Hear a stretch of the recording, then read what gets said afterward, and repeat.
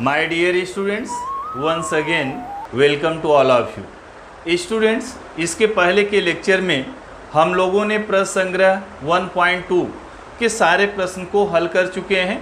तो आज इस लेक्चर में हम लोग प्रश्न संग्रह 1.3 इसके प्रश्न को हल करने से पहले हम लोग ये ज़रा सीखेंगे, ये हम लोग देखेंगे, उस चीज़ पर चर्चा करेंगे जो प्रश्न संग्रह 1.3 में हम लोग यूज करने वाले हैं। तो यूज क्या करने वाले हैं? त्रिभुजों की समरूपता की कसौटियाँ, मतलब त्रिभुज किन दशाओं में मतलब किन कंडीशन में, किन सिचुएशन में दो त्रिभुज समरूप होते हैं।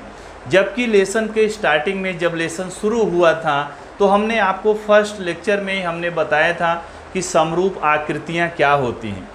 हम चर्चा कर चुके हैं कि समरूप आकृतियाँ क्या होती हैं।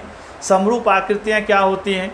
ऐसी दो आकृतियाँ, दो या दो से अधिक, ऐसी दो या दो से अधिक आकृतियाँ जिनकी बनावट और आकार, जिनकी बनावट सेम होना चाहिए और आकार कंपलसरी नहीं है, आकार छोटा बड़ा हो सकता है।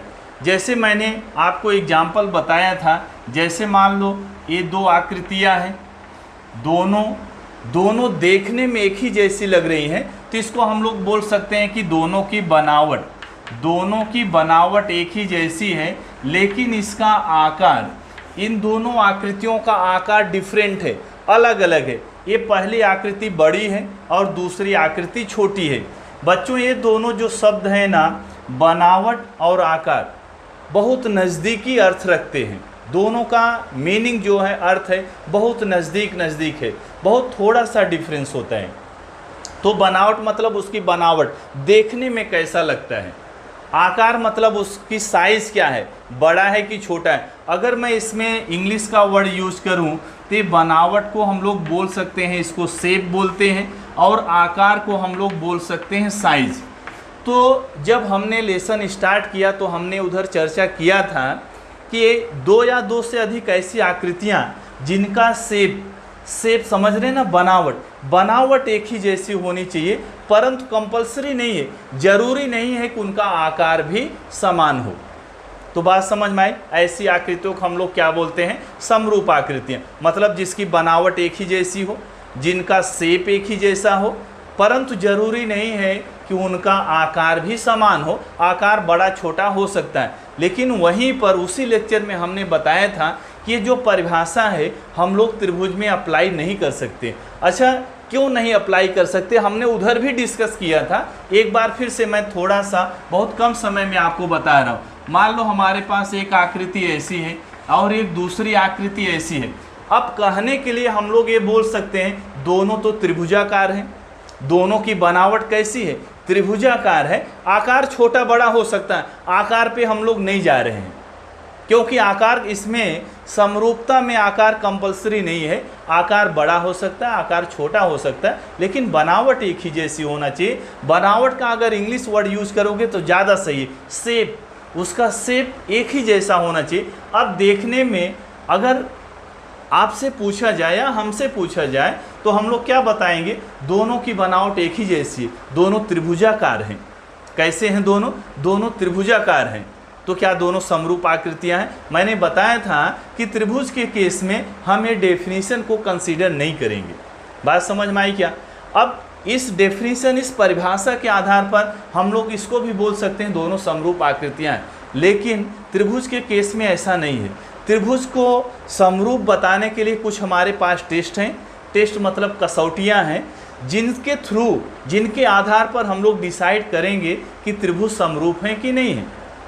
जैसे मान लो आपको बुखार हो रहा है या थोड़ा खांसी आ रही, सर्दी आ रही, तो अब आप कंफर्म नहीं बोल सकते कि आपको सिंपल सा बुखार है या फिर टाइफाइड है या फिर मलेरिया है या फिर सिंपल सा वायरल फीवर है, कुछ भी हो सकता है। मालूम कब पड़ेगा? जब हम उसका टेस्ट कराएंगे। तो वैसे ही दो त्रिभुज समरूप कब होते हैं, उसके लिए टेस्ट दिया गया है, उसके लिए कसौटियाँ दी गई हैं। उन कसौटियों को अप्लाई करके हम लोग बता सकते हैं कि दो त्रिभुज समरूप किन दशाओं में होते हैं, किन कंडीशन में होते हैं। तो आइए देखते हैं कौन कौन सी कसौटियाँ दी गई हैं। तो जैसा कि हमने इधर हेडिंग डाला हुआ है, त्रिभुजों की समरूपता की कसौटियाँ। कसौटियाँ मतलब होता है टेस्ट। तो बच्चों पहला टेस्ट होता है, पहला टेस्ट है, इसको बोलते हैं को कसौटी। कौन सी कसौटी? को कसौटी।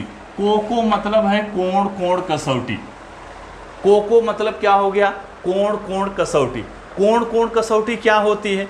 यदि किसी दो त्रिभुज के दो संगत कोणों की जोड़ियां, संगत कोणों की दो जोड़ियां अगर सर्वांगसम है तो हम लोग उसको क्या बोलते हैं? दोनों त्रिभुज समरूप होते हैं। अच्छा, एक चीज़ थोड़ा सा मैं इधर आ रहा हूँ। हमने बताया था कि त्रिभुज को आप समरूप त्रिभुज को कैसे परिभाषित करेंगे। अब किसी ने पूछा कि समरूप त्रिभुज बताओ। अब उसको ऐसा आप नहीं बता सकते कि हमारे पास कसौटियां हैं उससे हम लोग चेक करेंगे। उसको तो एक छोटी सी परिभाषा चाहिए। तो परिभाषा के तौर पर त्रिभुज समरूप कब होते हैं? समरूप त्रिभुज की परिभाषा क्या बता सकते हैं? यदि दो त्रिभुजों के संगत कोण सर्वांगसम हो तथा उनकी संगत भुजाएं समानुपाती हों तो हम लोग दोनों त्रिभुजों को कहते हैं समरूप त्रिभुज।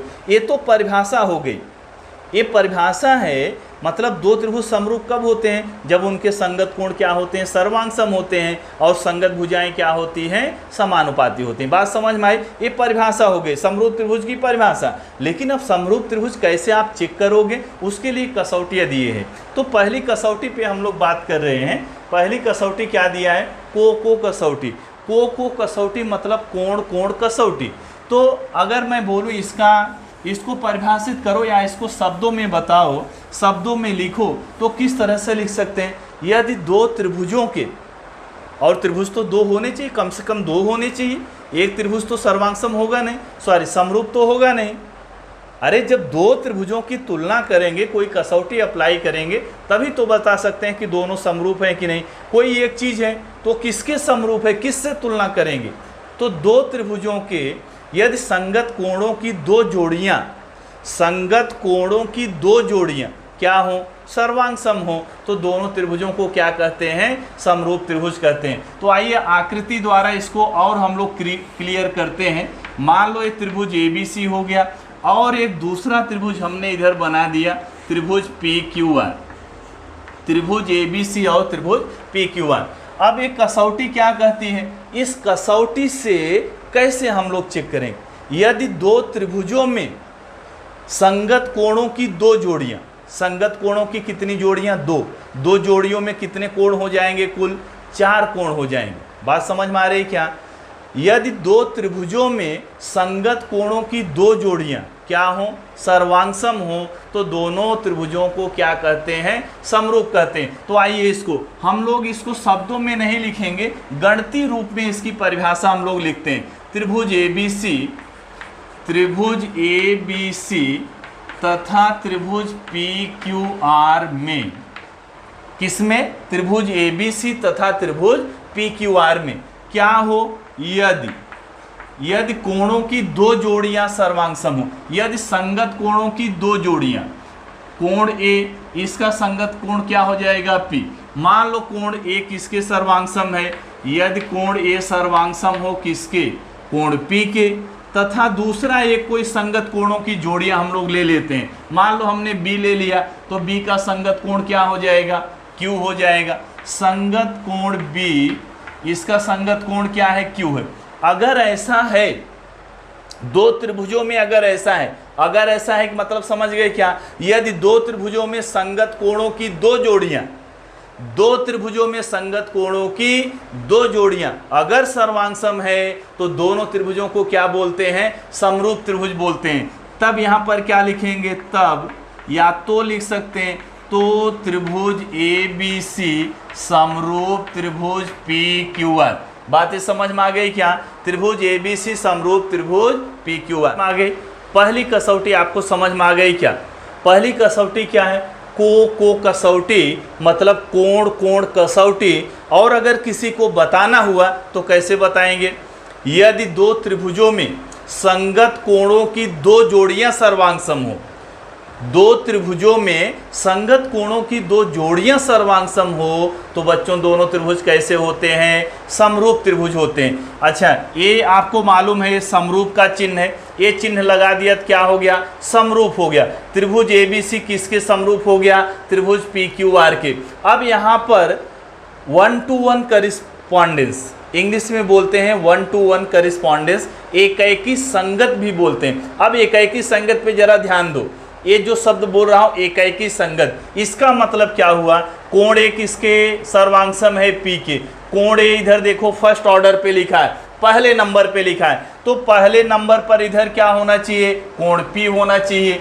अच्छा, कोण B किसके सर्वांग सम है? कोण Q के, तो कोण B कहाँ लिखा है? दूसरे नंबर पर लिखा है, तो दूसरे नंबर पर यहाँ क्या होना चाहिए? कोण Q होना चाहिए। बात समझ में आ गई क्या? इसको बोलते हैं एकाएकी संगत। अच्छा, ये दोनों त्रिभुज समरूप हैं। अगर समझो आपने ऐसा लिख दिया त्रिभुज ABC समरूप त्रिभुज, ऐसा लिख दिया QRP, ऐसा लिख दिया त्रिभुज ABC समरूप त्रिभुज QRP, तो बच्चों इसके अनुसार ये गलत हो जाएगा।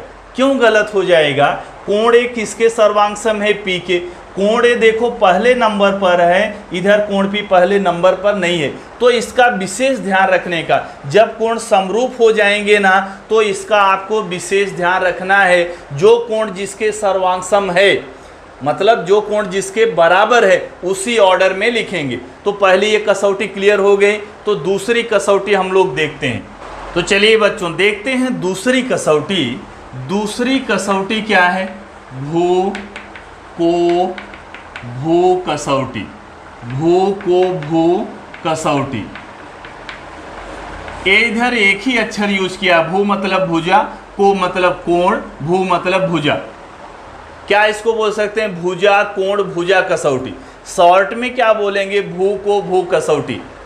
अच्छा, इसको अगर देख के, सिर्फ ये नाम देख के मैं बोलूं कि ये कसौटी आप एक्सप्लेन करो, मतलब इस कसौटी का वर्णन करो, तो कैसे आप वर्णन करोगे? भू को भू, दो भुजा और उसके बीच का कोण, दो भुजा है, यहाँ देखो लिखा है ना, दो भुजा और उन दोनों भुजाओं के बीच का कोण है। अब इसका वर्णन किस प्रकार से आप करेंगे? दो त्रिभुजों में यदि संगत भुजाओं की दो जोड़ियां समानुपाती हों, भुजा हमेशा समानुपाती, ध्यान में रखना, समरूप त्रिभुज में भुजा समानुपाती होती है। यदि दो त्रिभुजों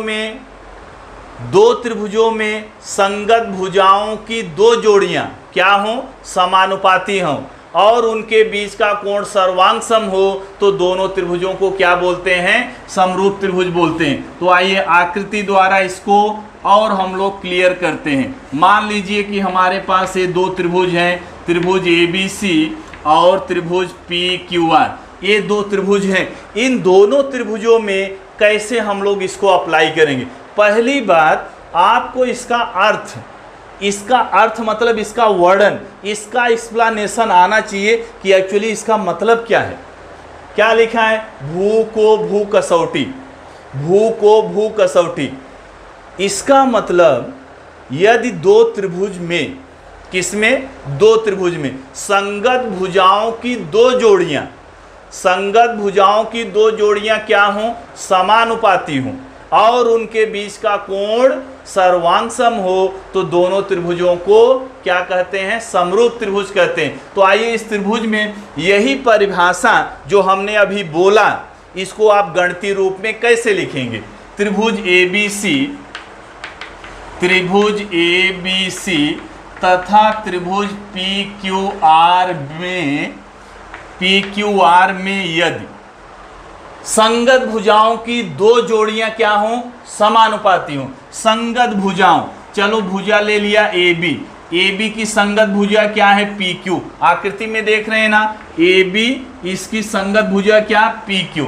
AB और PQ ये तो एक जोड़ी हो गई, ये संगत भुजाओं की एक जोड़ी हो गई, लेकिन इसका मतलब क्या? संगत भुजाओं की दो जोड़ियां समानुपाती हों। अच्छा, दूसरी हमने ले लिया BC की संगत भुजा बताओ क्या? QR। BC/QR, इसको क्या बोलेंगे? संगत भुजाओं की दो जोड़ियां समानुपाती हैं। बात समझ में आई क्या? संगत भुजाओं की दो जोड़ियां समानुपाती हैं और उनके बीच का कोण क्या हो? सर्वांग सम हो। अच्छा, इसमें कौन कौन सा भुजा लिया हमने? देखो, ए बी और B C, A B B C, तो दोनों के बीच का कोण कौन सा है? बी, तथा कोण बी किसके सर्वांग सम हो? इसमें कौन कौन सी भुजा लिया? पी क्यू और क्यू आर, इसके बीच का कोण क्या है? क्यू, तो कोण क्यू के सर्वांग सम है। अगर किन्हीं दो त्रिभुजों में ऐसा है, किन्हीं दो त्रिभुजों में यदि ऐसा है तो दोनों त्रिभुज क्या होंगे? समरूप होंगे। तो त्रिभुज ए बी सी समरूप त्रिभुज पी क्यू आर। अच्छा, जब आप समरूप लिखेंगे एक विशेष बात आप ध्यान में रखना। क्या आपको ध्यान में रखना है? जब आपने समरूप लिख दिया तो एकाएकी संगति आप तुरंत वहां पर चेक कर लो। क्या चेक कर लो? एकाएकी संगत। मतलब ए बी किसकी संगत भुजा है? पी क्यू की। तो ए बी, ये देखो पी क्यू, पहला दो अक्षर A B P Q. B C किसकी संगत भुजा? क्यू आर की। अंतिम दो अक्षर, इसमें अंतिम दो अक्षर। कोण क्यू किसके सर्वांग सम? कोण क्यू के।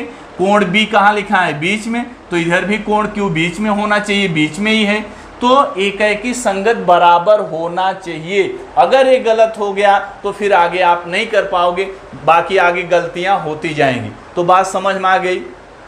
अच्छा, अब एक चीज और मैं बताना चाहूंगा। ये जो लिखा आपने भू कसौटी, त्रिभुजों की समरूपता की भू कसौटी, खास बात ये जो कसौटी है ना, सर्वांग समता में भी है।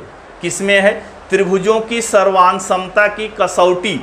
ये ऐसी कसौटी है जो समरूप त्रिभुजों की कसौटी में भी है और सर्वांग सम त्रिभुजों की कसौटी में भी है। मतलब ऐसा बोल सकते हैं दोनों में सामान्य है, दोनों में कॉमन है। त्रिभुज को समरूप चेक करना है तो एक कसौटी ये हमारे पास है, और त्रिभुज को सर्वांगसम चेक करना है उसमें भी यही कसौटी है। लेकिन दोनों में इसका मीनिंग, इसका एक्सप्लेनेशन अलग अलग होता है। अच्छा, सर्वांगसम त्रिभुज हमने क्या बताया है? ऐसे दो त्रिभुज जिसकी संगत भुजाएं सर्वांगसम हो और संगत कोण भी सर्वांगसम हो। ये ध्यान रखना, बहुत इंपॉर्टेंट चीज बता रहा हूं। सर्वांगसम त्रिभुज किसे कहते हैं? ऐसे दो त्रिभुज जिनकी संगत भुजाएं सर्वांगसम हो। सर्वांगसम मतलब बराबर, और इसमें क्या? संगत भुजाएं समानुपाती हों। सर्वांगसम में संगत भुजाएं सर्वांगसम तथा संगत कोण सम। यही कसौटी, ये कसौटी हमने अभी कहाँ पढ़ा? समरूप त्रिभुजों की समरूपता में हमने पढ़ा।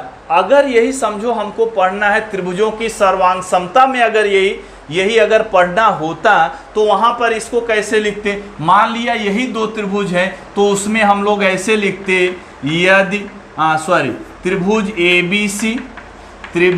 बी सी तथा त्रिभुज पी क्यू आर में यदि अब यदि यहाँ क्या लिखा है? A B upon P Q बराबर B C upon Q R. क्यों ऐसा अपान में क्यों लिखा है? अच्छा, इसका मतलब क्या? संगत भुजाओं की दो जोड़ियां समानुपाती। यहां इसमें क्या बोलेंगे? संगत भुजाओं की दो जोड़ियां सर्वांगसम, क्योंकि सर्वांगसम त्रिभुजों में संगत भुजाएं भी सर्वांगसम होती हैं, संगत कोण भी सर्वांगसम होते हैं। तो यहां पर क्या बोलेंगे? क्या यहां हम लोग क्या पढ़ रहे हैं? त्रिभुजों की सर्वांग समता की कसौटियां। अगर यही कसौटी त्रिभुज की सर्वांग समता में हो तो कैसे लिखेंगे? मतलब समझ में आ गया? दो त्रिभुजों में संगत भुजाओं की दो जोड़ियां सर्वांगसम हो और उनके बीच का कोण भी सर्वांगसम हो तो दोनों त्रिभुज क्या होते हैं? दोनों त्रिभुज सर्वांगसम होते हैं। तो यहाँ पर तो हमने समानुपाती लिखा है, यहाँ क्या लिखेंगे? सर्वांगसम लिखेंगे। यदि ए बी किसके सर्वांगसम? पी क्यू के, और बी सी किसके सर्वांगसम? क्यू आर के, और इन दोनों के बीच का कोण बी किसके सर्वांगसम? कोण Q के, तब दोनों त्रिभुज क्या होंगे, सर्वांगसम। त्रिभुज ABC सर्वांगसम त्रिभुज PQR। बात समझ में आई क्या? अंतर दोनों में समझना बहुत जरूरी है, क्योंकि बार बार कंफ्यूज होते हैं, अरे सर ये तो कसौटी सर्वांग समता में भी है, लेकिन सर्वांग समता में इसका अर्थ अलग है। बात समझ में आ गई? दोनों एकदम क्लियर हो गया। तो चलिए अब इसको लिख डालिए। चलिए बच्चों, तीसरी कसौटी हम लोग देखते हैं। तीसरी कसौटी है भू भू भू कसौटी। कौन सी कसौटी है? भू भू भू मतलब भुजा भुजा भुजा कसौटी। इसका क्या मतलब हो गया? यदि दो त्रिभुजों की तीनों संगत भुजाओं की तीनों जोड़ियां, संगत भुजाओं की कितने जोड़ियां होंगी? 3 जोड़ी।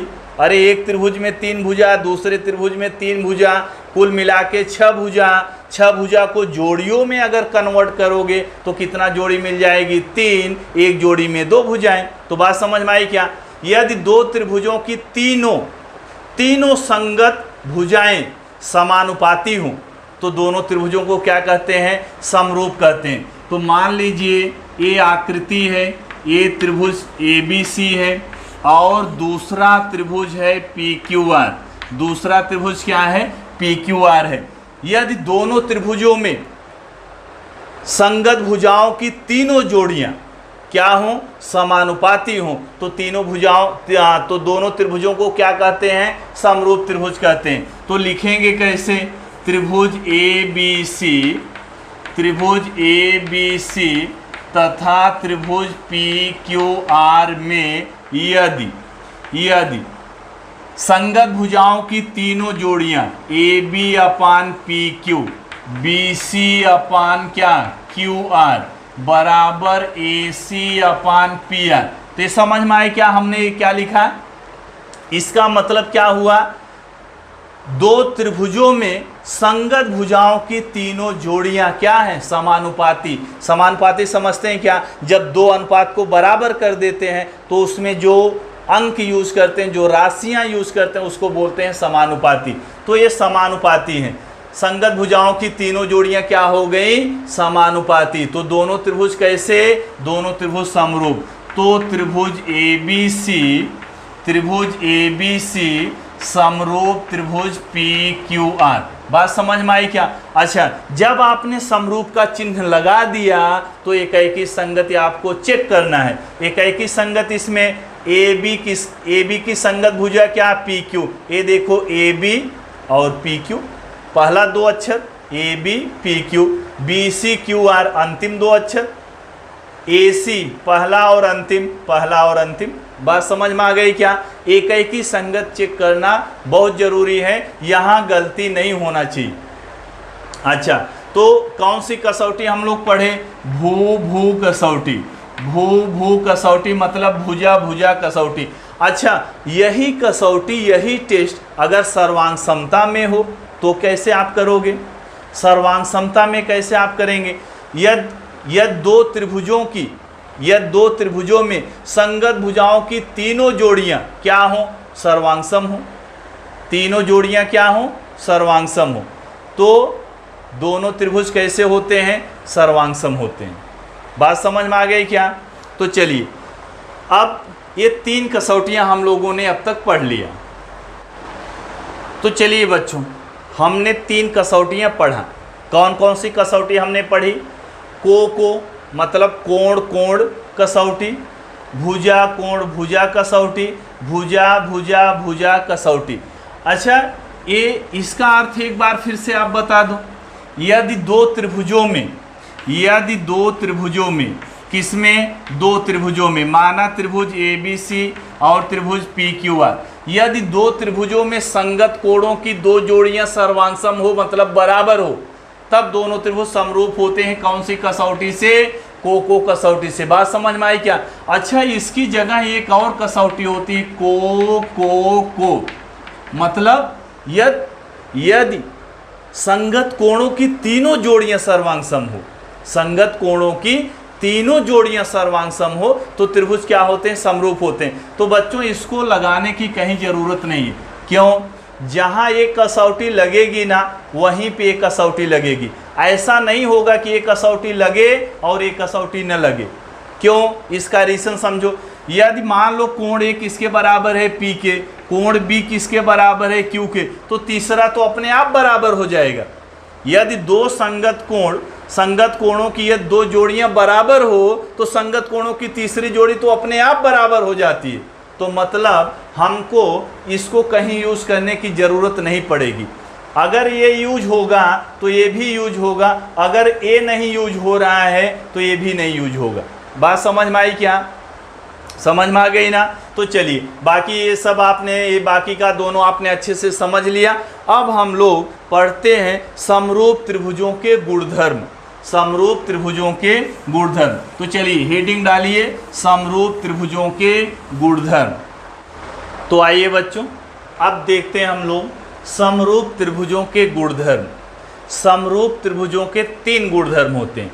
पहला गुणधर्म है परावर्तकता, दूसरा है सममिति और तीसरा है संक्रामकता। ये जो परावर्तकता है इसको इंग्लिश में बोलते हैं रिफ्लेक्सिविटी। परावर्तकता को क्या बोलते हैं? रिफ्लेक्सिविटी। सममिति को क्या बोलते हैं? सिमेट्री। इसको बोलते हैं सिमेट्री। और संक्रामकता को इंग्लिश में बोलते हैं ट्रांजिटिविटी। क्या बोलते हैं? ट्रांजिटिविटी। ट्रांजिटिविटी। तो चलिए, तो इसका इंग्लिश नेम हो गया परावर्तकता यानी रिफ्लेक्सिविटी, सममिति यानी कि सिमेट्री और संक्रामकता यानी कि ट्रांजिटिविटी। तो आइए देखते हैं कि ये गुणधर्म क्या होते हैं।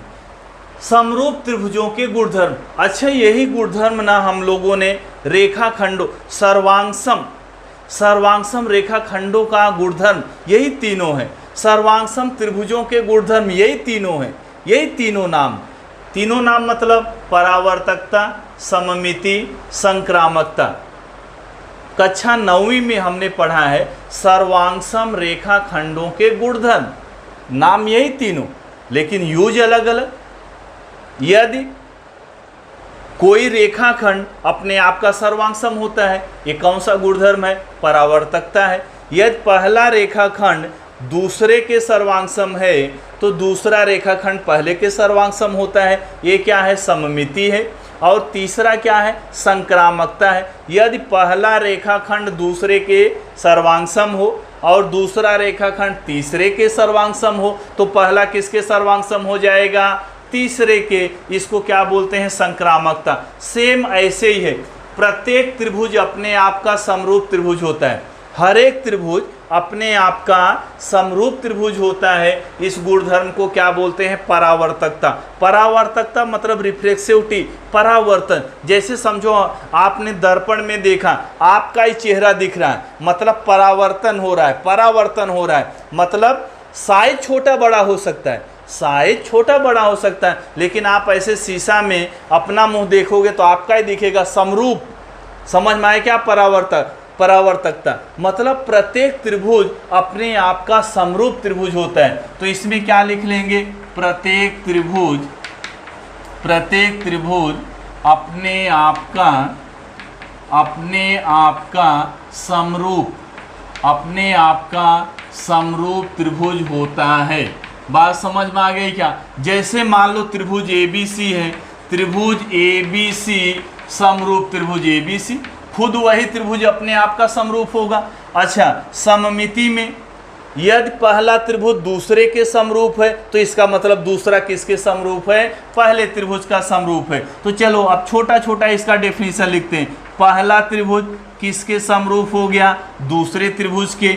यहाँ पर यदि लगा दो, यदि पहला त्रिभुज दूसरे त्रिभुज के समरूप तो क्या होगा? दूसरा त्रिभुज किसके समरूप हो जाएगा? पहले त्रिभुज के।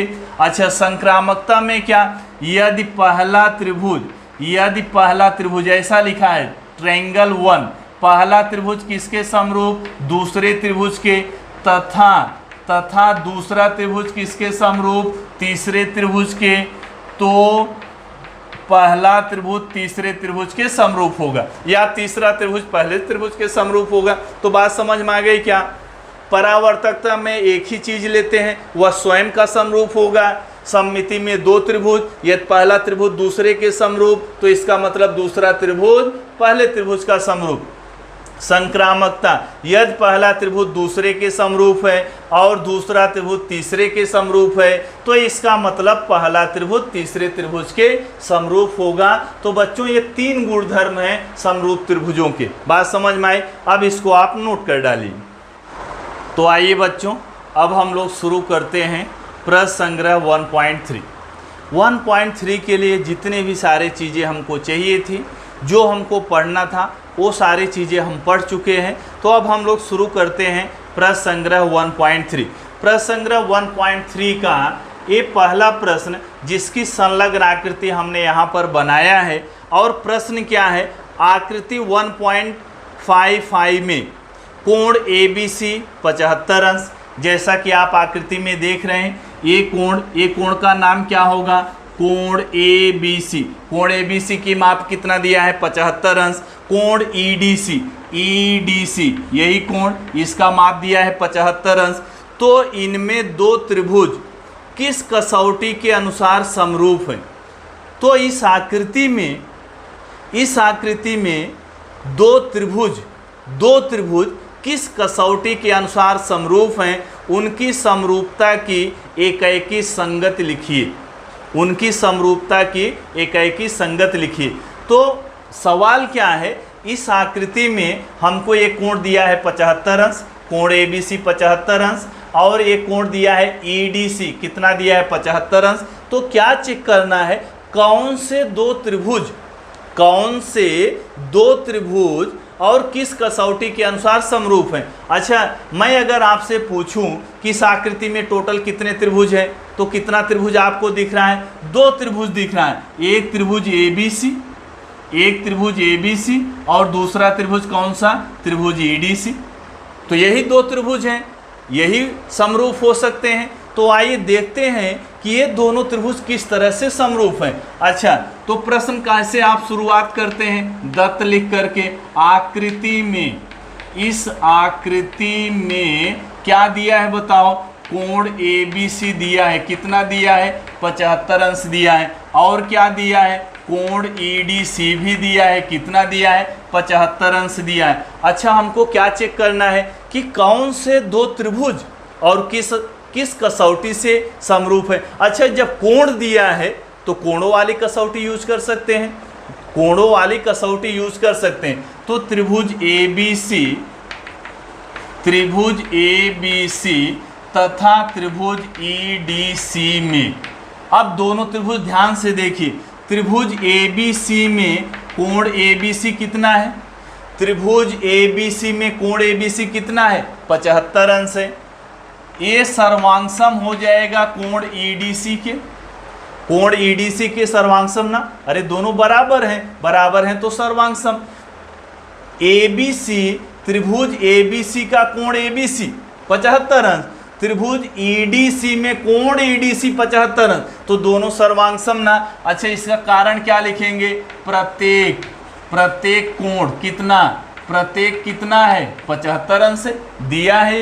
ये देखो यहाँ लिखा है, दोनों 75 अंश। अच्छा, और जरा ध्यान से आकृति में देखिए, कोण ABC में कोण C आ रहा है। त्रिभुज ABC में कोण C आया क्या? आया ना। और त्रिभुज EDC में भी कोण C आ रहा है। तो कोण C क्या है? सामान्य कोण। सामान्य मतलब समझते हैं क्या? कॉमन। दोनों में है कोण C, दोनों त्रिभुजों में है। तो हम लोग यहाँ क्या लिखेंगे? कोण C, सर्वांगसम कोण C। यहाँ पर इसका कारण क्या लिखेंगे? सामान्य कोण। बात समझ में आ गई क्या? अच्छा, तो पहली कसौटी जो हमने पहली कसौटी पढ़ा, कौन सी कसौटी पढ़ा? को कसौटी, मतलब कोण कसौटी। क्या होती है कोण कसौटी? यदि दो त्रिभुज में संगत कोणों की दो जोड़ियां सर्वांगसम हो तो त्रिभुज कैसे? तो त्रिभुज समरूप होते हैं। तो यहाँ पर क्या लिखेंगे? इसलिए त्रिभुज, कौन सा त्रिभुज? ABC किसके समरूप हो जाएगा? त्रिभुज EDC त्रिभुज एडीसी के समरूप। अच्छा, एक चीज मैंने जो बताया उसको आप हमेशा याद रखो, जब भी ये समरूप का चिन्ह आप लगाएंगे एकाएकी संगति आपको जरूर चेक करना है। मतलब एकाएकी संगत मतलब जो कोण जिसके सर्वांगसम है उसी ऑर्डर पे होना चाहिए, जो भुजा जिसके संगत भुजा है उसी ऑर्डर में होना चाहिए। हालांकि यहाँ पर किसकी बात हो रही, कोणों की। कोण ABC, कोण EDC, मतलब कोण B 75 अंश, कोण D 75 अंश, कोण B देखो B बीच में है और यहाँ पर D भी बीच में है, C दोनों में सामान्य है, इसमें भी लास्ट में लिखा है, इसमें भी लास्ट, मतलब एकाएकी संगत बराबर है ना। यस। अब इसका कारण, दोनों त्रिभुज क्या हो गए, समरूप, तो कारण क्या लिखेंगे, समरूपता की को कसौटी से। कौन सी कसौटी से, को कसौटी। यहाँ कारण क्या लिखेंगे, को कसौटी। तो ये दोनों त्रिभुज क्या हैं, दोनों त्रिभुज समरूप हैं, दोनों त्रिभुज क्या हैं, समरूप हैं। और कौन सी कसौटी से, समरूपता की, त्रिभुजों की समरूपता की को कसौटी से। बात समझ में आ गई क्या। अच्छा, इसमें एक और चीज लिखना था, उनकी समरूपता की एकाएकी संगत लिखो, तो एकाएकी संगत हो गई। अब आपको कुछ लिखना नहीं है, तो पहला प्रश्न हो गया, इसको नोट कर डालिए।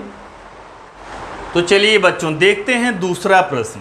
संलग्न आकृति में, आकृति हमने इधर बनाया है, एक त्रिभुज PQR है, दूसरा त्रिभुज LMN है। संलग्न आकृति में दिए गए त्रिभुज क्या समरूप हैं, दोनों जो त्रिभुज दिए गए हैं समरूप हैं क्या, हमको ये बताना है कि ये दोनों त्रिभुज समरूप हैं क्या। यदि हाँ मतलब अगर समरूप हैं तो किस कसौटी के अनुसार समरूप हैं। बात समझ में आ गई क्या, प्रश्न समझ में आया क्या। ये जो आकृति में दो त्रिभुज दिए गए हैं, प्रश्न पूछ रहा है कि ये दोनों त्रिभुज समरूप हैं क्या, अगर समरूप हैं तो कौन सी कसौटी से हैं। प्रश्न समझ में आया ना। अच्छा, समरूपता की हमारे पास कितनी कसौटी है, 3। तो कोण का तो इधर नामो निशान नहीं है क्या, कोण के बारे में कोई जानकारी दिया है, नहीं दिया है। जानकारी किसके बारे में दिया है, तीनों भुजाएं हमको दिया है, तीनों भुजाएं हमको दिया है। और तीनों भुजाओं से संबंधित कौन सा टेस्ट है, कौन सी कसौटी है, भू कसौटी, भुजा कसौटी। अब आपको अगर कसौटी नहीं समझ में आई है तो आप चेक नहीं कर सकते कि त्रिभुज समरूप हैं कि नहीं है। अच्छा, ये कसौटी क्या कहती है, इस कसौटी से कैसे त्रिभुज समरूप हो जाते हैं। यदि दो त्रिभुजों में संगत भुजाओं की तीनों जोड़ियां अगर समानुपाती हैं, तो समानुपाती मतलब बराबर अनुपात में हैं, तो दोनों त्रिभुज कैसे होंगे, समरूप। अच्छा, इसमें तीनों भुजाएं दिया है, मतलब संगत भुजाओं की तीनों जोड़ियां हमको मालूम है। तो हम लोग क्या करेंगे, हम लोग चेक करेंगे कि संगत भुजाओं की जोड़ियां समानुपाती हैं क्या, बराबर अनुपात में हैं क्या। अगर बराबर अनुपात में हैं तो इसका मतलब दोनों त्रिभुज क्या है, दोनों त्रिभुज समरूप है। तो आइए देखते हैं। तो इसमें भी हम लोग लिख लेते हैं त्रिभुज PQR में PQ बराबर कितना 6, QR बराबर कितना 8, PR बराबर कितना 10, तथा दूसरा त्रिभुज LMN में, LM बराबर कितना 3, MN बराबर कितना दिया है 4, और LN बराबर कितना, LN बराबर दिया है 6। हम लोग क्या चेक करेंगे, संगत भुजाओं समानुपाती हैं क्या, संगत भुजाएं समानुपाती हैं क्या। अच्छा, ये PQ की संगत भुजा क्या है, ये LM है। ये दोनों का अनुपात हम लोग जरा चेक करते हैं, PQ बटे LM, ये दोनों संगत भुजाएं, PQ की संगत भुजा क्या, LM, तो ये दोनों का अनुपात कितना आएगा, PQ का मान कितना 6, LM का मान कितना 3, तो 3 1 के 3 दूनी 6, कितना आ गया 2/1, कितना आया 2/1। चाहे तो आप 2 लिख सकते हैं। तो चलिए इसका समीकरण 1 लिख दिया। अब हमने एक संगत भुजा का अनुपात निकाल लिया, दूसरी संगत भुजा हम लोग चेक करते हैं उसका अनुपात कितना है, QR, इसकी संगत भुजा क्या है, MN। तो चलिए QR और MN का अनुपात चेक करते हैं। QR कितना है 8, यमयन कितना है 4, 4 1 4 दूनी, तो ये भी आ गया 2/1, ये मान लिया समीकरण 2 हो गया। बात समझ में आ रही क्या? हम लोग क्या निकाल रहे हैं, जो संगत भुजाएं हैं ना उसका अनुपात हम लोग निकाल रहे हैं, फिर बाद में चेक करेंगे सबका अनुपात बराबर है क्या। तो चलिए तीसरी संगत भुजाओं की जोड़ी क्या है, पी आर, और इसकी संगत भुजा क्या है, यलियन। तो पी आर बटे क्या, यलियन। पी आर का मान देखो 10, यलियन का मान कितना 5, 5 1 5 दूनी 10, तो P R upon यलियन, P R upon यलियन क्या आ गया, 2/1 आ गया। तो पी आर बटे यलियन बराबर 2/1। चलो इसको मान लिया समीकरण 3। अब जरा आप ध्यान से देखिए, ध्यान से देखिए, ये जो पी क्यू बटे यलियम है कितना आया, 2/1 आया। क्यू आर अपान यमयन कितना आया, ये भी 2/1 आया। और पी आर बटे यलियन कितना आया, ये भी 2/1 आया। मतलब जो संगत भुजाओं की तीनों जोड़ियां हैं, संगत भुजाओं की तीनों जोड़ियां क्या हैं, समानुपाती हैं। क्यों समानुपाती हैं, अरे सबका अनुपात देखो यहाँ से बराबर आ रहा है। तो हम लोग क्या लिखेंगे, समीकरण 1 2 तथा 3 से, समीकरण 1 2 तथा 3 से, समीकरण 1 2 3 से हम लोग क्या लिख सकते हैं, पी क्यू बटे यलियम बराबर क्यू आर बटे यमयन बराबर पी आर बटे यलियन लिख सकते हैं ना। दायां पक्ष देखो सबका बराबर है, तो पी क्यू बटे यलियम, पी क्यू बटे यलियम बराबर क्यू आर बटे यमयन, क्यू आर बटे यमयन बराबर पी आर बटे यलियन। तीनों भुजाएं समानुपाती हो गई, संगत भुजाओं की तीनों जोड़ियां समानुपाती हो गई। अब अगर दो त्रिभुजों की संगत भुजाओं की तीनों जोड़ियां समानुपाती हों तो त्रिभुज कैसे, तो त्रिभुज समरूप होते हैं। कौन कौन सा त्रिभुज समरूप हो जाएगा बताओ, त्रिभुज पी क्यू आर, यहां लिख रहा हूं, इसलिए त्रिभुज पी क्यू आर समरूप त्रिभुज किसका, किसके समरूप, त्रिभुज यलियम के। अब यहां से एक ही संगत चेक कर लो, पी क्यू की संगत भुजा यलियम, ये देखो पी क्यू यलियम पहला 2 अक्षर, क्यू आर यमयन, क्यू आर यमयन अंतिम 2 अक्षर। तो मतलब एक ही संगत बराबर है ना। यहां से समझ में आया क्या, त्रिभुजों की संगत भुजाओं की तीनों जोड़ियां क्या है, समानुपाती। समानुपाती में कंफ्यूज मत होना, समानुपाती का मतलब जब अनुपात को बराबर लिखते हैं तो उसको बोलते हैं समानुपाती, जब अनुपात बराबर होते हैं क्या बोलते हैं, समानुपाती। तो संगत भुजाओं की तीनों जोड़ियां क्या हो गई, समानुपाती। इसका मतलब दोनों त्रिभुज क्या हैं, दोनों त्रिभुज समरूप हैं। यहां पर कसौटी कौन सी लिखेंगे, भू कसौटी, भुजा भुजा भुजा कसौटी। तो समझ में आ गया क्या, तो चलिए समझ में आ गया तो आप इसको नोट कर डालिए। तो आइए बच्चों देखते हैं अगला प्रश्न। अगला प्रश्न कौन सा है, तीसरा प्रश्न। तीसरा प्रश्न, इससे जो संलग्न आकृति है मैंने इधर बनाया है, आकृति में दर्शाए अनुसार, आकृति में दर्शाए अनुसार 8 मीटर तथा 4 मीटर ऊंचाई वाले 2 खंभे समतल जमीन पर खड़े हैं। आकृति में दर्शाए अनुसार 8 मीटर तथा 4 मीटर के 2 खंभे समतल जमीन पर खड़े हैं। अच्छा, समतल जमीन है, खंभे खड़े हैं, इसका मतलब कोण कितना बनेगा, 90 अंश का, बराबर ना। ये दोनों खंभे हैं, पी आर एक खंभा हो गया समतल जमीन इस पे खड़ा है, तो ये कितना हो गया 90 अंश। दूसरा खंभा एसी है जिसकी ऊंचाई कितना है 8 मीटर, ये समतल जमीन पर खड़ा है तो यहाँ से 90 अंश का कोण बनाएगा। सूर्य के प्रकाश से छोटे खंभे की परछाई 6 मीटर, तो छोटा खंभा ये है, इसकी परछाई सूर्य के प्रकाश से, सूर्य जब दिन में निकलता है तो परछाई बनाता है, बराबर ना। ये खंभा है, इसकी परछाई ऐसे जमीन पर पड़ रही है, तो परछाई की लंबाई कितना है 6 मीटर। ये खंभा पी आर, इसकी ये जमीन पर ये परछाई है क्यू आर, इसकी लंबाई कितना 6 मीटर। तथा तो उसी समय, जिस समय इसकी परछाई बनी उसी समय बड़े खंभे की परछाई की लंबाई ज्ञात करो। बड़ा खंभा कौन सा, AC, इसकी परछाई क्या है, BC है। तो हमको BC यहाँ पर x लिखा है, मतलब इसकी लंबाई ज्ञात करना है। इसकी लंबाई ज्ञात करने का मतलब हमको x का मान ज्ञात करना है। बात समझ में आ गई क्या? तो अगर ध्यान से देखो, ये दोनों त्रिभुज हैं। इन दोनों त्रिभुजों को हम लोग क्या करेंगे, पहले समरूप सिद्ध करेंगे। क्या सिद्ध करेंगे? दोनों को समरूप सिद्ध करेंगे। तो समरूप सिद्ध करने के लिए जरा आप ध्यान से देखिए, ये कोण 90 अंश है, ये कोण 90 अंश है।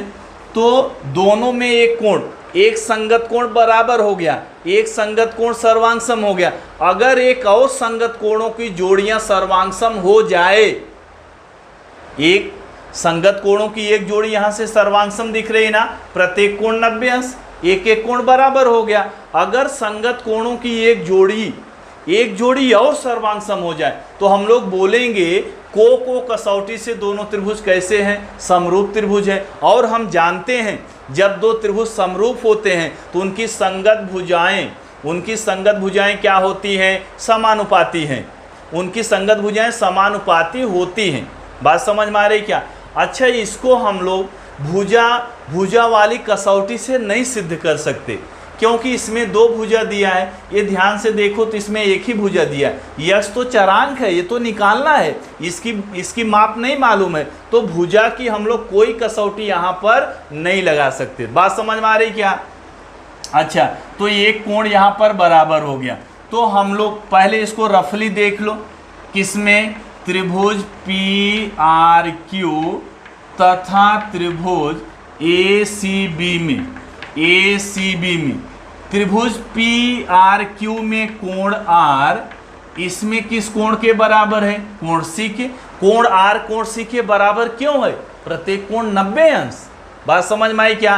प्रत्येक कोण 90 अंश। अच्छा, अब किसकी खोज हम लोग करेंगे? एक संगत कोणों की और जोड़ियां अगर बराबर हो जाए तो हम लोग को कसौटी से हम लोग बोलेंगे कि दोनों त्रिभुज कैसे हैं, समरूप त्रिभुज है। अच्छा, कैसे खोजेंगे? ये कोण मैं बोल रहा हूँ, ये कोण P इस कोण A के बराबर होगा। अब इसका रीजन क्या है? ये रीजन आपको बहुत ध्यान से समझना है। तो चलिए इस रीजन को जरा ध्यान से समझते हैं। मान लीजिए, अच्छा, ये सवाल कैसा है? एक खंभा है PR, ये दूसरा खंभा AC है, इसकी परछाई यहाँ QR बनी है और इस खंभे की परछाई यहाँ BC बनी है। एक ही समय में सूर्य की किरणों द्वारा ये परछाई बनी है, और ख़ास बात है कि एक ही समय में दोनों परछाई बनी है। तो मान लीजिए ये हमारे ये ग्राउंड हो गया, जमीन हो गई। यहाँ पर दो खंभे ऐसे हैं, कितने खंभे हो गए? दो खंभे। और यहाँ पर मान लीजिए ये सूर्य है, ये सूर्य है, क्या है? सूर्य।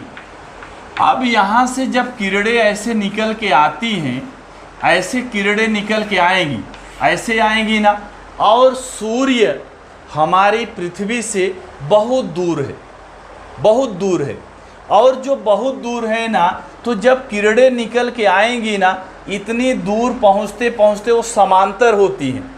किरणें क्या हो जाती? समांतर। इतना दूर है, अनंत पर है, इतना दूरी है कि वहाँ से जो किरणें आएंगी ना, यहाँ पहुँचते पहुँचते वो समांतर हो जाएंगी। बात समझ में आ रही क्या? स्रोत तो यही है किरणों का निकलने का, तो यहाँ पहुँची तो समांतर हो गई, या ऐसा समझ लो एक ही किरण हो गई। तो क्या आपको दिख रहा है, ये जो किरणें आ रही समांतर, तो ये दोनों कोण बराबर हो जाएंगे। ये किरणें एकदम समांतर आ रही, ये भी समांतर है, तो ये दोनों कोण बराबर हो जाएंगे। तो कोण P किसके बराबर है? कोण A के। कारण क्या लिखेंगे? सूर्य की किरणों द्वारा एक ही समय में बना कोण। बात समझ में आई? इस प्रश्न में यही सोचने वाली बात है। ये कोण तो 90 अंश हमको आसानी से मिल गया, इसका एक कोण R 90 अंश, कोण C 90 अंश, एक कोण तो आसानी से मिल गया। और मेहनत किस में है? दूसरा कोण खोजने में। तो कोण P किसके बराबर हो गया? कोण A के बराबर हो गया। क्यों बराबर हो गया? सूर्य की किरणों द्वारा एक ही समय में बना हुआ कोण क्या होता है, बराबर होता है। तो चलिए हम लोग दोनों त्रिभुजों को क्या सिद्ध करेंगे, समरूप सिद्ध करेंगे। तो कौन कौन सा त्रिभुज है इसमें, त्रिभुज PRQ तथा त्रिभुज ACB। अच्छा इसमें कुछ लिखना भी है, थोड़ा हम लोग दत्त भी लिखेंगे। दत्त क्या लिखेंगे, PR, खंभा PR की परछाई QR है। खंभा, ये जो पहला खंभा कौन सा है, PR, इसकी परछाई किसकी, जो खंभा PR है इसकी परछाई क्या है, इसकी परछाई QR है। और इसमें देखो PR दिया है, कितना दिया है, 4 मीटर, और QR कितना दिया है, 6 मीटर। अच्छा मीटर में दिया है, मीटर बराबर, मीटर में क्या है, मीटर है। तथा खंभा AC, दूसरा खंभा कौन सा है, खंभा AC की परछाई, जो दूसरा खंभा है उसकी परछाई क्या है, उसकी परछाई BC है। तो AC यहाँ पर दिया है, AC कितना दिया है, 8 मीटर, BC बराबर क्या दिया है, x, और हमको यही निकालना है। सूर्य की किरणों द्वारा उसी समय बड़े खंभे द्वारा बनाई गई परछाई की लंबाई ज्ञात कीजिए। अब दोनों त्रिभुजों को हम लोग समरूप पहले बताएंगे। अब त्रिभुज PRQ तथा त्रिभुज ACB में, ये दोनों त्रिभुजों में PRQ में ध्यान से देखो कोण R, और ACB में कोण C, दोनों सर्वांगसम है। क्यों सर्वांगसम है, प्रत्येक कोण 90 अंश। तो यहाँ पर कारण क्या लिखेंगे, प्रत्येक 90 अंश। और मैं क्या लिख दूं, कोण P सर्वांगसम है कोण A के। अभी बताया आपको, ये कोण P किसके सर्वांगसम है, कोण A के सर्वांगसम है। क्यों सर्वांगसम है, सूर्य की किरणों द्वारा एक ही समय में बनाया गया कोण, सूर्य की किरणों द्वारा एक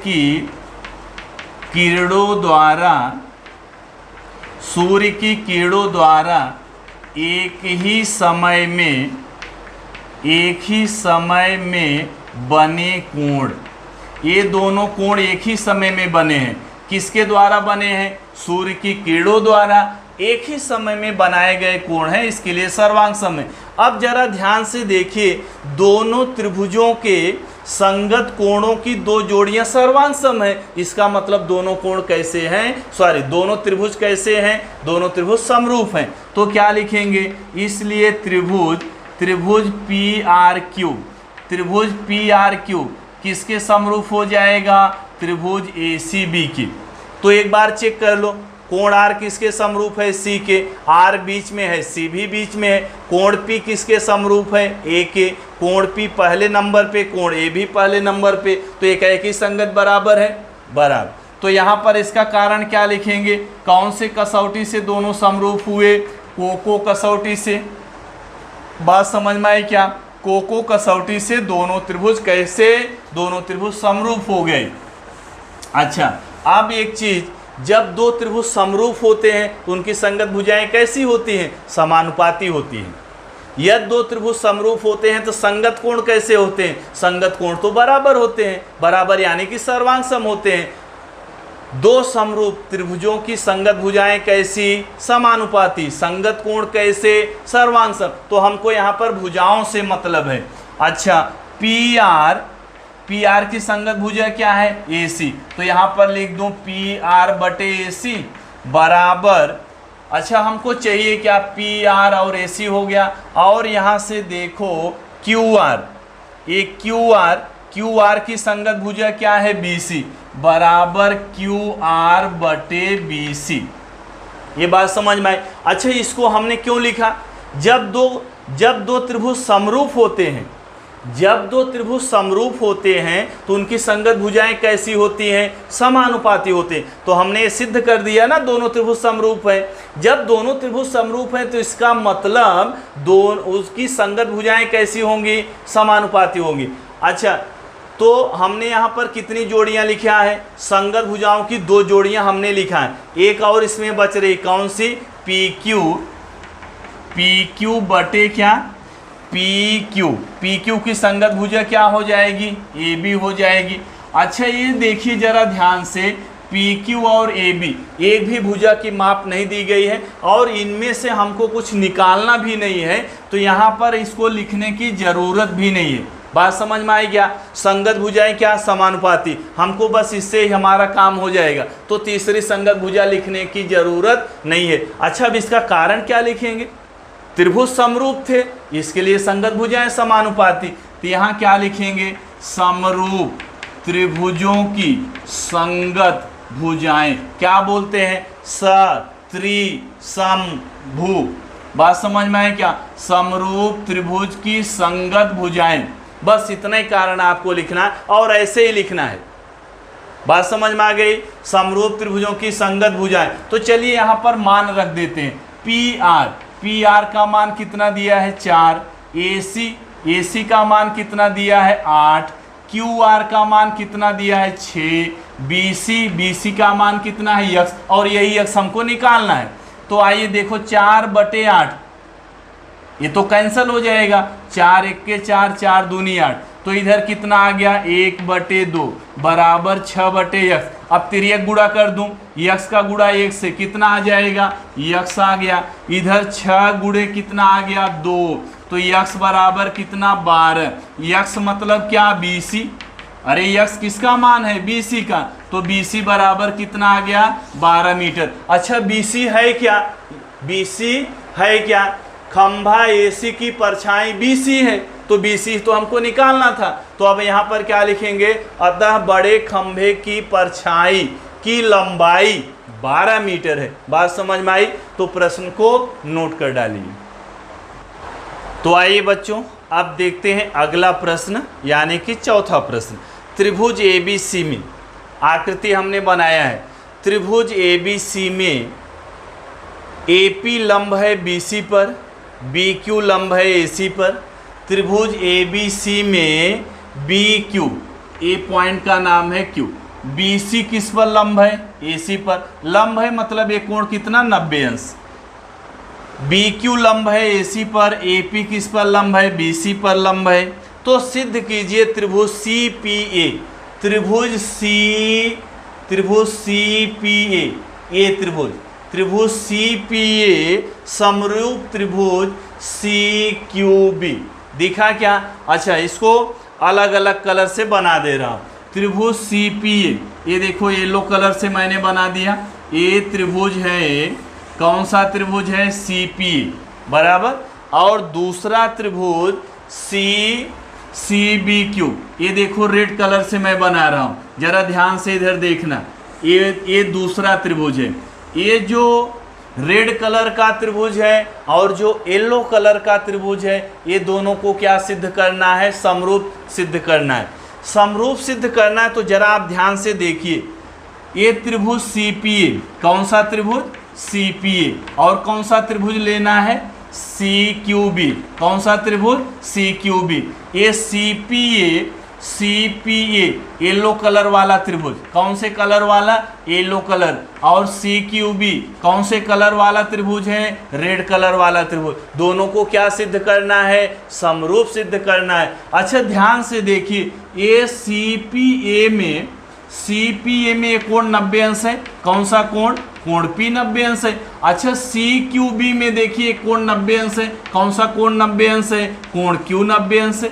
बात समझ में आई क्या, क्यों 90 अंश है, प्रत्येक कोण 90 अंश, सॉरी क्यों दोनों सर्वांग सम है, क्योंकि प्रत्येक कोण 90 अंश है। अच्छा CPA में, किसमें, त्रिभुज CPA में देखो कोण C है ना कोण C। अच्छा CQB में देखो, इसमें भी कोण C है, तो कोण C सामान्य कोण हो गया, तो यहाँ लिखेंगे कोण C सर्वांग सम कोण C। तो को कसौटी से दोनों त्रिभुज सर्वांग सम हुए, सॉरी दोनों त्रिभुज समरूप हो गए क्या, दोनों त्रिभुज समरूप हुए, कौन सी कसौटी से, को कसौटी से।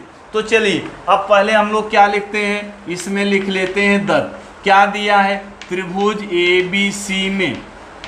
ABC में, अच्छा क्या क्या दिया है त्रिभुज ABC में, AP लंब है BC पर, AP क्या है, लंब है, किस पर लंब है, BC पर। और बी क्यू लंब है, बी क्यू लंब है, बी क्यू लंब है किस पर, AC पर। तो यहां से देखो AP लंब है BC पर, BQ लंब है AC पर। तो सिद्ध कीजिए, क्या सिद्ध कीजिए, साध्य। क्या सिद्ध करना है, त्रिभुज CPA, त्रिभुज CPA समरूप त्रिभुज CQB, ये हमको सिद्ध करना। अच्छा इसमें और दिया है, यदि AP बराबर 7, BQ बराबर 8, BC बराबर 12, तो AC का मान ज्ञात कीजिए। तो पहले हम लोग सिद्ध करते हैं, फिर मान बाद में ज्ञात करेंगे। तो आइए इसको सिद्ध कर लेते हैं। सिद्ध करने के लिए क्या आप लिखते हैं, उपपत्ति। चलो उपपत्ति में दोनों त्रिभुज हमने ले लिया, त्रिभुज CPA तथा त्रिभुज CQB में इधर हमने अभी आपको समझाया कोण P सर्वांशम है, किसके सर्वांशम है, कोण Q के। अच्छा कोण P, तो यहाँ पर दो कोण बन रहा है, तो ये तो हमने रफली समझा। इसी कोण P का नाम 3 अक्षर से हम लिखेंगे, यहाँ पर 3 अक्षर से लिखेंगे तो हमारा सलूशन और अच्छा लगेगा और शुद्ध लगेगा। तो इसी कोण का नाम क्या लिख सकते हैं, कोण APC, कोण APC किसके सर्वांशम, इस कोण के सर्वांशम। और इस कोण का 3 अक्षर से नाम क्या लिख दूं, BQC। बात समझ में आई क्या, ये दोनों कोण सर्वांशम, सर्वांशम मतलब बराबर। क्यों बराबर हुए बताओ, प्रत्येक कोण 90 अंश। तो यहाँ पर कारण क्या लिखेंगे, प्रत्येक कोण का माप कितना, 90 अंश। तथा कोण C सर्वांशम है कोण C के। अभी हमने बताया, अभी आपको समझाया, कोण C जो है दोनों त्रिभुजों में आ रहा है, दोनों त्रिभुजों में आ रहा है, इसका मतलब सर्वांशम है। और कारण में क्या लिखेंगे, सामान्य कोण। तो बात समझ में आ गई। अच्छा जब दो त्रिभुजों में संगत कोणों की दो जोड़ियां अगर सर्वांशम है, तो इसका मतलब दोनों त्रिभुज कैसे, दोनों त्रिभुज समरूप होते हैं। तो यहाँ लिखेंगे इसलिए त्रिभुज CPA सर्वांशम त्रिभुज CQB। अच्छा क्या बोला था, जब भी आप समरूप का चिन्ह लिखेंगे तो एक ही संगत चेक करना बहुत जरूरी है। अच्छा यहाँ देखो कोण C किसके सर्वांशम, कोण C के, तो पहले नंबर पे दोनों में है बराबर। अच्छा कोण P पे 90 अंश है, कोण Q पे 90 अंश है, कोण P बीच में है, कोण Q बीच में है, तो बराबर ना, एक ही संगत बराबर है, यस। तो इसका कारण क्या लिख देंगे, कोण कोण कसौटी। त्रिभुज क्यों समरूप हो गए, कोण कोण कसौटी से। तो जो सिद्ध करने वाला पार्ट था वो सिद्ध हो गया। प्रश्न में 2 पार्ट है, एक तो बोला सिद्ध करो और दूसरा इसमें पार्ट और ज्वाइन कर दिया है। यदि ये भुजा की माप है, ये भुजा की माप है, ये भुजा की माप है, तो इस भुजा का मान ज्ञात करो। तो उसको हम लोग बाद में अभी कर रहे हैं। तो यहाँ पर क्या लिख देंगे, हेंस प्रूव्ड। तो जो प्रश्न का पहला पार्ट था वो सिद्ध हो गया।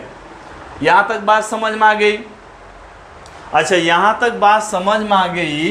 तो अब क्या दिया है इसमें, यदि किसका किसका माप दे दिया, यदि AP बराबर 7। तो चलो अब प्रश्न को जो और इसमें दिया है, और क्या दिया है, और AP बराबर 7, AP बराबर कितना 7, BQ बराबर 8, BQ बराबर 8, BC बराबर 12, BC बराबर कितना 12। तो AC का मान ज्ञात कीजिए। बात समझ में आए। अच्छा जब भी ऐसे कुछ भुजाएं दी रहे और एक भुजा जब पूछता है, तो जब त्रिभुज समरूप होते हैं तो उनकी संगत भुजाओं को हम लोग समानुपाती में लिख देंगे, समानुपात में लिख देंगे, और कुछ भुजाओं का मान रख के एक भुजा निकाल लेंगे। बात समझ में आ गई क्या। अच्छा ये दोनों त्रिभुज समरूप हैं क्या, तो चलिए अब क्या लिखेंगे, चूंकि दोनों त्रिभुज समरूप हैं, कौन कौन से त्रिभुज, CPA समरूप है किसके, CPA किसके समरूप है, CQB के, किसके समरूप है, CQB के। ये तो हमने अभी सिद्ध किया ना, इसको हमने सिद्ध किया कि दोनों त्रिभुज समरूप हैं। अच्छा चाहे तो यहाँ पर आप इसको समीकरण 1 डाल के यहाँ कारण लिख सकते हैं समीकरण 1 से। मतलब हमने समीकरण 1 से लिखा है कि ये दोनों त्रिभुज समरूप हैं। अब जब दो त्रिभुज समरूप होते हैं तो उनकी संगत भुजाएं क्या होती हैं, समानुपाती होती हैं। अच्छा, संगत भुजाएं AP, यहां देखिए ध्यान से, AP की संगत भुजा क्या हो जाएगी? BQ। AP की संगत भुजा क्या होगी? BQ होगी। अच्छा, इसमें क्या AP, BQ, BC और AC चाहिए हमको, तो AC बटे क्या लिखूं बताओ? AC बटे क्या लिख दूं यहां से? BC। AC बटे BC, AC की संगत भुजा BC। अच्छा, इसका कारण क्या लिखेंगे बताओ?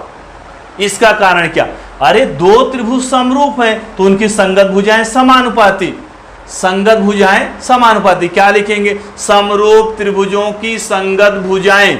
क्या लिखेंगे? समरूप त्रिभुजों की संगत भुजाएं। और इसको शॉर्टकट में क्या लिखते हैं? स हो गया समरूप, त्रि लिख दिया, त्रिभुजों की संगत, संग लिखते हैं ऊपर बिंदी, संगत भुजाएं, भू लिख दिया, सत्री शंभु, इसका मतलब समरूप त्रिभुजों की संगत भुजाएं। अब इसमें हम लोग क्या करेंगे? देखो भुजाओं का कुछ मान दिया है, इसमें मान रखेंगे। तीसरी संगत भुजा हमने नहीं लिखा क्योंकि ये दोनों लिखने से हमारा काम हो गया।